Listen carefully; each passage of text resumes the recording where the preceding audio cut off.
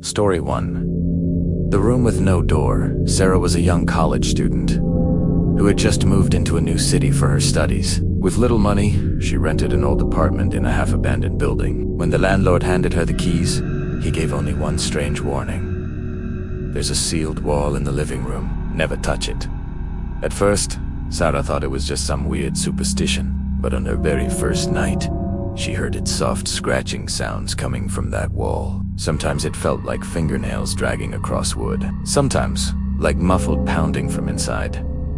For weeks, she ignored it, until one evening, when a friend came over. They both heard a sudden loud thud from the wall. Her friend nervously joked, "Maybe someone's trapped inside." The thought wouldn't leave Sarah's mind. Curiosity consumed her. The next day, she grabbed a hammer and began chipping away at the plaster. Behind it, she found an old wooden door. Its surface was covered in long, deep claw marks. Against every instinct, she pulled the door open. A freezing gust of damp air filled the room. Inside was a tiny chamber. In the center was a wooden chair mounted with torchlights. That night, Sarah woke up shivering. The air in her room was ice cold. And then she heard a chains dragging slowly across the floor, followed by a whisper so close to her ear it made her blood freeze. "You shouldn't have opened it." Story 2. The Highway Stalker. It was past 1 a.m. when David was driving home along a lonely stretch of highway. The road was empty, silent, except for the glow of his headlights. Then he noticed a pair of headlights in his rearview mirror. A car had appeared behind him. At first, it seemed normal, but every turn he made, the car stayed with him, mile after mile. It never left. Then, the driver began flashing their headlights. Once, twice, then again and again. David's pulse raced. He pressed harder on the accelerator, but the car behind him sped up too, lights still flashing. Panicking, he swerved into a gas station and slammed the brakes.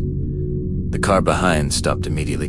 Before David could react, a man jumped out and shouted at him, "Get out of the car now." David froze in shock.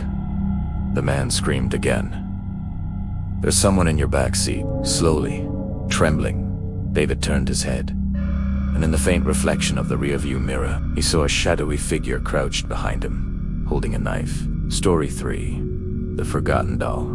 Emily was a sweet little girl who one day received a gift from her grandmother, a cracked crystal. Its glass eyes looked strangely lifelike, almost human. Emily loved it instantly. Every night, her parents heard her whispering, giggling, and even arguing with the doll.